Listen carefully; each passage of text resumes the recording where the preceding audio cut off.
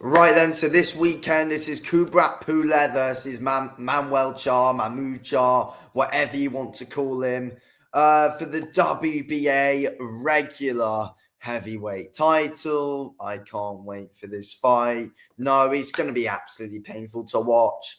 I'm not excited for it at all. I'm going to watch it though. I don't know why, but I will watch it. But yeah, it's why is it for a WBA regular title, and why are these regular titles still a thing? Yeah, look, I'm not looking forward to this fight whatsoever. And look, if you didn't know about this fight, then I don't blame you whatsoever. Literally zero promotion for it. Not many people know about it. It's going to be painful to watch, though. I'm not going to lie. Pulev's like 43 years old now. Manuel Charr's 40 or something like that now. Both guys look slow and sluggish. Manuel Charr's been fought in a basement for his last two fights. That's not even a joke. He actually has. With Kubrat Pulev, I mean, he's been on a decent stage. Obviously, he was meant to fight Charr a few months ago. Obviously, Charr had to pull out. Pulev ended up fighting in Bulgaria against Ihor. Can't say his surname, but yeah, it was a decent performance from Pulev, though. To be fair, he did well behind his lead hand. And to be fair, Pulev has got a good jab. He does set his shots up nicely behind his lead hand. You've got Manuel Charr, who, fights in basements now. Manuel Charr, he just comes walking towards you, plods forward. He's going to be plodding into that lead hand of Pulev all night. And, Pulev at 43 is still going to absolutely batter Charr. He should do anyway. Pulev should show his levels above Charr. It's embarrassing that, like a year or two ago, Manuel Charr was calling out both Tyson Fury and Anthony Joshua, thinking he beat them. Like, honestly, what are you doing? Obviously Pulev was in there against AJ in 2020, I think it was now. Was getting battered in that fight, but tried to give it a decent go. Hung in there for a while, showed he's a tough guy. Kubrat Pulev obviously didn't lose to Derek Chisora too long ago either. He's in a war with Chisora, definitely lost the fight, but, was all right at times, but you can tell the guy's 43 when he fights. It's as simple as that, really. With Manuel Charr, he fought a really... with Manuel Charr, he's fought a really fat guy in a basement, to be honest with you. That's what he did. I just don't get it. He fought... and he just didn't fight very well whatsoever, to be honest. He just didn't fight very well at all. As you can tell, I'm not interested in this fight whatsoever. But, I mean, it's like, I just think it's a completely pointless one.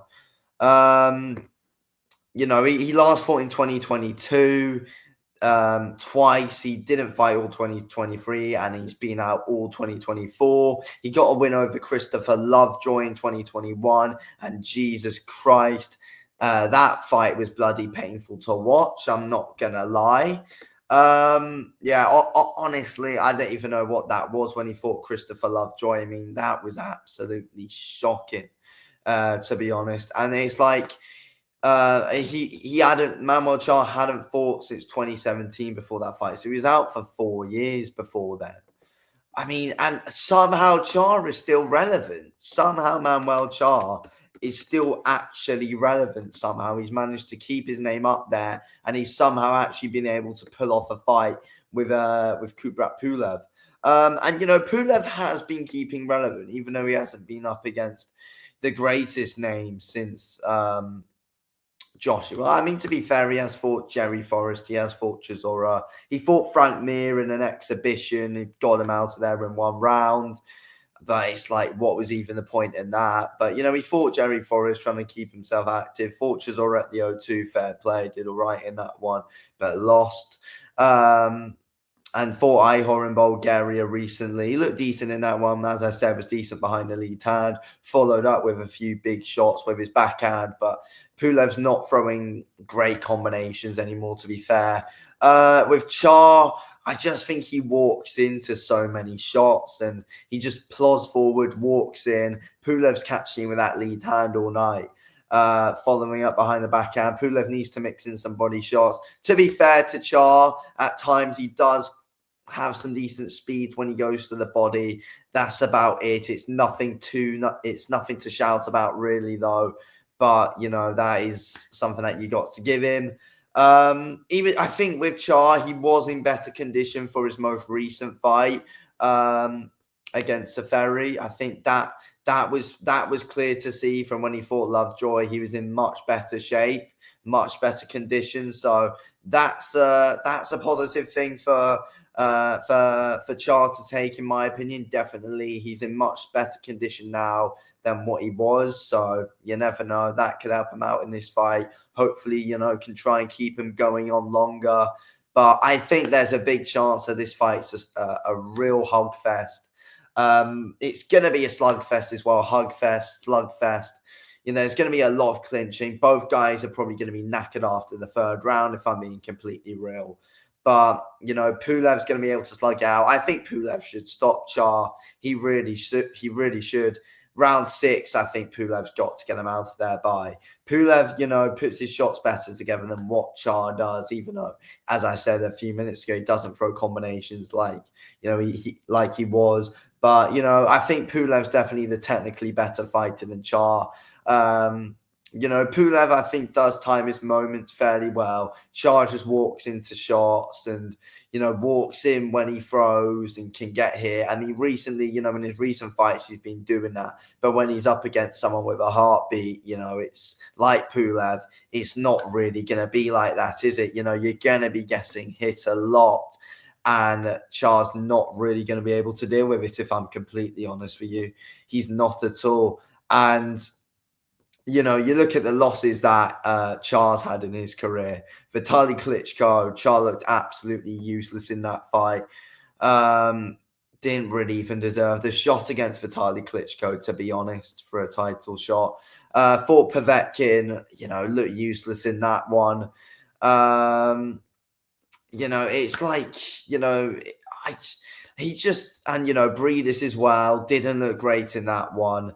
I just really question Manuel Charr. And he's never been a top guy. He never has at all. Every time he's fought someone decent, he's lost, and that's what's going to happen here. I mean, Pulev's not a top heavyweight anymore at all. He's not. But, I feel like Pulev's still got something in him, where he's got enough in him to beat Charr. That's for sure. I mean, obviously, since Joshua, Jerry Forrest, I don't think that's a bad win at all. That's a decent win. Lost to Chisora. Got an all right win over Ihor in his most recent one. But again, it's nothing to shout about. It's going to be a slugfest, this fight. It's going to be sloppy. It is what it is, though. And I just don't get how it's for a WBA regular title. It's like whoever wins is basically next in line for a WBA title shot. Like, what are we doing? What has all this come to? Neither of them stand a chance against Usyk. Neither of them stand a chance against Fury. What are we doing here? And how are both guys in this position at 43 and 40 years old? Like, I just don't get it. And what have they done? Charr's fought in basements. Pulev's, lost to an old Chisora. And it's just like, what? I just don't get it. Like, these rankings make no sense. What are the WBA doing here? But, yeah, we've got this fight. Pulev should win it. There we go.